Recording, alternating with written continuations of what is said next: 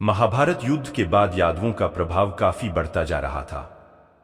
समय बीतने के साथ साथ गांधारी के श्राप का असर दिखना आरंभ हो गया था। यदुवंशी आपस में ही संघर्ष करने लगे थे। एक दिन सभी यदुवंशियों ने सागर तट वर्तमान सोमनाथ मंदिर के पास आपसी विवाद के कारण भयानक युद्ध छिड़ गया। कुछ ही समय में सभी यदुवंशी काल की काल में समा गए। इस स्थिति को देखकर बलराम जी बेहद दुखी हुए और वही सागर तट के पास बैठकर अपने देह का त्याग कर दिया और क्षीर सागर में चले गए। बलराम जी के देह त्यागने के बाद भगवान कृष्ण ने अपनी सारथी से कहा, अब मेरे भी जाने का समय आ गया है, इसलिए मैं योग में लीन होने जा रहा हूं। द्वारिका में जो लोग बच गए हैं उन सभी से कह दो कि अर्जुन के आने के बाद वह द्वारिका को छोड़कर उनके साथ चले जाएं को, क्योंकि अर्जुन के द्वारका से जाने के बाद मैंने समुद्र से जो भूमि द्वारिका नगरी बसाने के लिए ली थी, समुद्र उसे डुबो देगा। इसके बाद भगवान श्री कृष्ण योग में लीन हो गए और जरा नामक शिकारी ने भगवान श्री कृष्ण के पैर को मृग की आंख समझकर दूर से बाण चला दिया।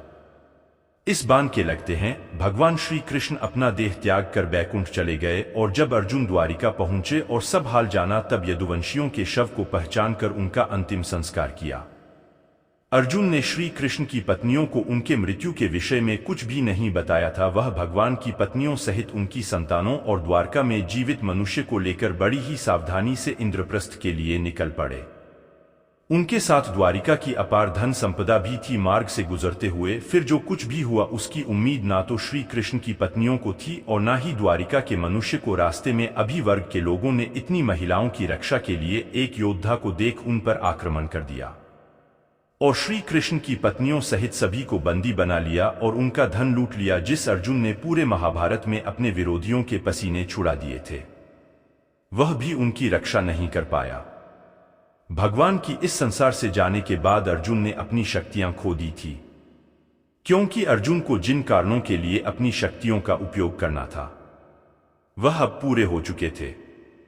अर्जुन ने यदुवंशियों की रक्षा के लिए हर संभव प्रयास किया था, परंतु उसके सभी अस्त्र असफल रहे। केवल श्री कृष्ण जी की 8 पत्नियां, बलराम जी की पत्नी, कुछ सेवक इन अभीरों के आक्रमण से बच पाए थे।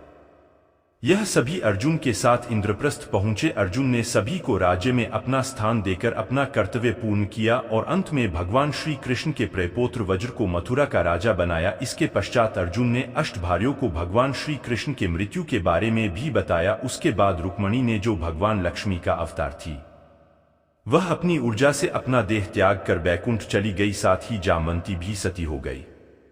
सत्यभामा सहित अन्य पत्नियां वन में तपस्या के लिए चली गई। यह सभी केवल फल और पत्तों के आहार पर जीवित रहकर भगवान श्री हरि की आराधना करती रही और समय आने पर भगवान श्री हरि में ही विलीन हो गई। तो दोस्तों, कैसी लगी ये जानकारी आपको हमें कमेंट बॉक्स में कमेंट करके जरूर बताएं और अगर आप चैनल पर नए हो तो चैनल को सब्सक्राइब अवश्य करें।